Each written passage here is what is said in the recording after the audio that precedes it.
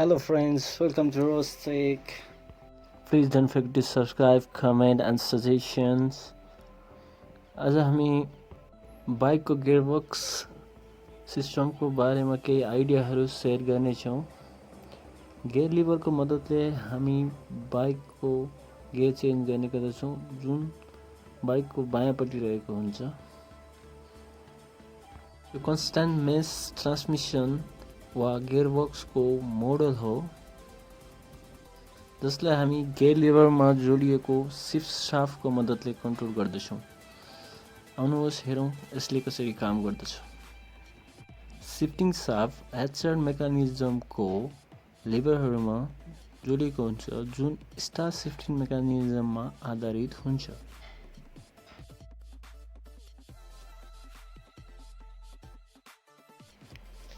शिफ्टिङ लिभरको मद्दतले घुमिरहेको प्लेट ताराको ढाँचामा बनाइएको हुन्छ, त्यसैले यसलाई स्टार शिफ्टिङ मेकानिजम भनिन्छ। यो स्टार प्लेट शिफ्टिङ ड्रमसँग जोडिएको हुन्छ।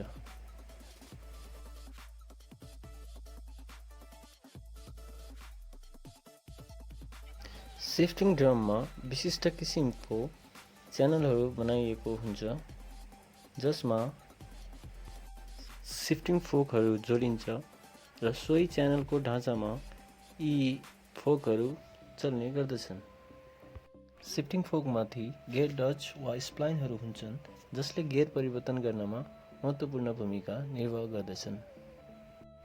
जब हामी गियर परिवर्तन गर्दछौँ, शिफ्टिङ ड्रमको च्यानलकै ढाँचामा स्प्लाइनहरू दायाँ वा बायाँ सर्दछन्। यसलाई अझ प्रष्टसँग बुझौँ। इन्जिनबाट उत्पन्न हुने आरपिएमले इनपुट शाफ्टमा टर्क उत्पन्न गर्दछ र सो टर्क स्प्लाइनको मद्दतले आउटपुट शाफ्टसम्म प्रसारण हुन्छ। इनपुट र आउटपुट शाफ्टमा रहेका स्प्लाइनहरू स्थिर, स्वतन्त्र र चलायमान हुन्छन्। यसका बारेमा हामी पछि चर्चा गर्नेछौँ। स्प्लाइन हुलको भित्तिपट्टिको दाँती इनपुट शाफ्ट र आउटपुट शाफ्टको च्यानलसँग मिल्ने गरी बनाइएको हुन्छ, जुन स्वतन्त्र रूपमा दायाँ वा बायाँ गर्न सक्छन्।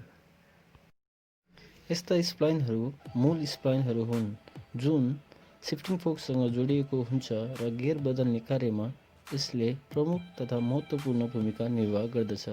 रातो रङका सबै स्प्लाइनहरू प्रमुख स्प्लाइनहरू हुन्। फ्री गियर व्हील पनि एक प्रकारको स्प्लाइन नै हो, जुन आफ्नै अक्षमा स्वतन्त्र रूपमा घुमिरहन्छ तर दायाँ वा बायाँ गर्न सक्दैन। यस्ता स्प्लाइनहरू इनपुट वा आउटपुट शाफ्टसँग प्रत्यक्ष रूपमा जोडिएका हुँदैनन्। नीला रङका सबै फ्री गियर व्हील्सहरू हुन्, अर्थात् स्वतन्त्र स्प्लाइनहरू हुन्।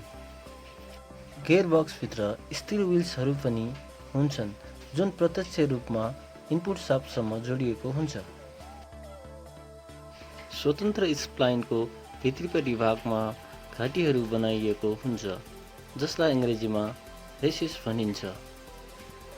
सो रेसिस चलायमान स्प्लाइनको दाँतीसँग मिल्ने गरी बनाइएको हुन्छ।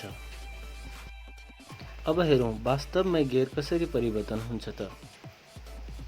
फरक गियरका अवस्थाहरू। जब हामी हाम्रो बायाँ खुट्टाले गियर लिभरलाई तलमाथि गर्छौँ, चलायमान स्प्लाइन दायाँ वा बायाँ सरेर गियर चेन्ज गर्दछ। न्युट्रल अवस्थामा रातो रङका स्प्लाइनका दाँतीहरू नीलो रङका स्वतन्त्र स्प्लाइनसँग जोडिएको हुँदैन। यस अवस्थामा यिनीहरू आफ्नो अक्षमा स्वतन्त्र रूपमा घुमिरहन्छन्।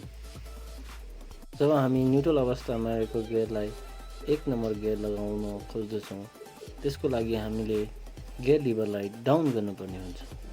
जसै हामी डाउन गर्दछौँ, चलायमान स्प्लाइनको दाँतीहरू गएर स्थिर स्प्लाइनसँग जोडिन्छ। त्यसपछि गियर लाग्दछ। यसै अनुरूप गियर लिभरको मद्दतले हामी विभिन्न गियरका अवस्थाहरू चेन्ज गर्दछौँ।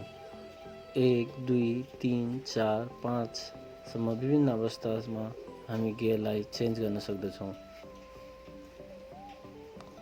यी सबै प्रक्रियामा रातो रङको चलायमान स्प्लाइनले मुख्य भूमिका निर्वाह गरेको हुन्छ।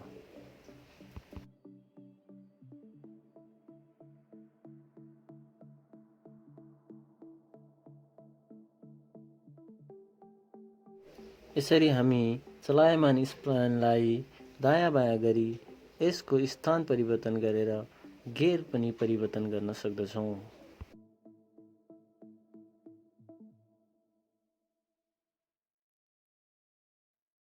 प्रत्येक पटक गियर चेन्ज गर्दा पहिले गियर न्युट्रल अवस्थामा आउँछ र त्यसपछि मात्र गियर चेन्ज हुने गर्दछ।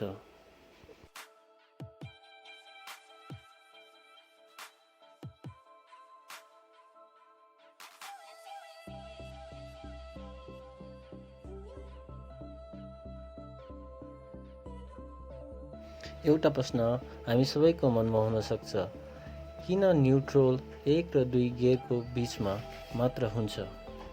हामीले पहिले पनि चर्चा गरिसक्यौँ, गियर स्टार शिफ्टिङ मेकानिजममा आधारित हुन्छ।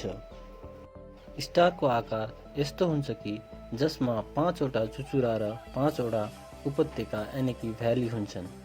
त्यसमध्ये एउटा चुचुरालाई थोरै खण्डित गरिएको हुन्छ।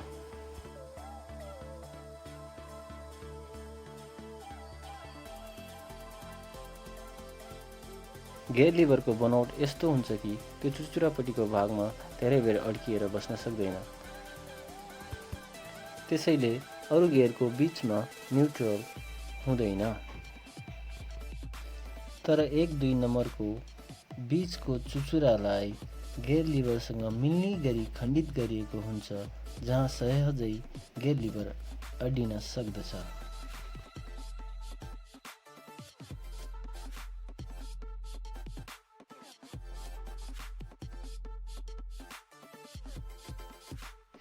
यसरी हामी गियर लिभरलाई स्थिर अवस्थामा राख्न सक्दछौँ।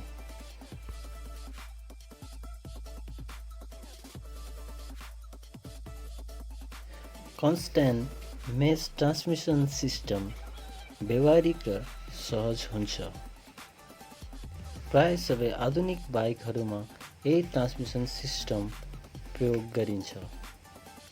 कन्स्ट्यान्ट मेस सिस्टमभन्दा पहिले कन्भेन्सनल स्लाइडिङ मेस सिस्टमको प्रयोग हुन्थ्यो र यो सिस्टम त्यति व्यवहारिक र सहज हुँदैन थियो।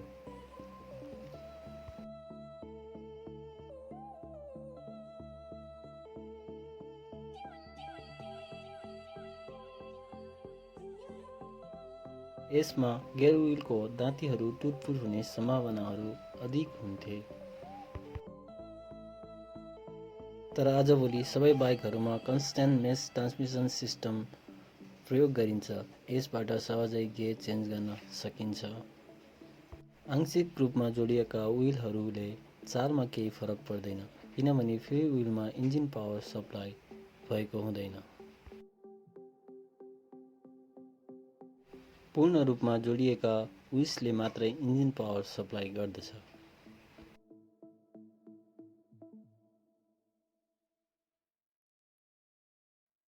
आशा छ आज केही नयाँ कुराहरू जान्नुभयो होला। प्लिज सब्सक्राइब, लाइक गरिदिनुहोस् र यस्ता भिडियोहरू हाम्रो च्यानलमा अरू पनि छन्, हेरिदिनुहोला। धन्यवाद।